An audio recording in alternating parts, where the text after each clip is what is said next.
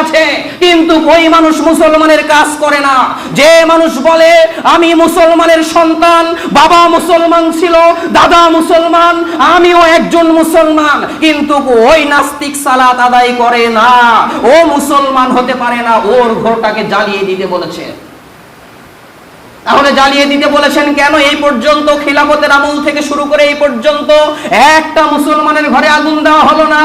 এই জন্যই দেওয়া হলো না যে রাসূল সাল্লাল্লাহু আলাইহি সাল্লাম দায়িত্বহীন কণ্ঠে সাহাবীদেরকে বলেছিলেন, সাহাবী তোমরা শুনে রাখো, ওই ঘরের ভিতরে নারী এবং ছোট্ট বাচ্চারা অবস্থান করে।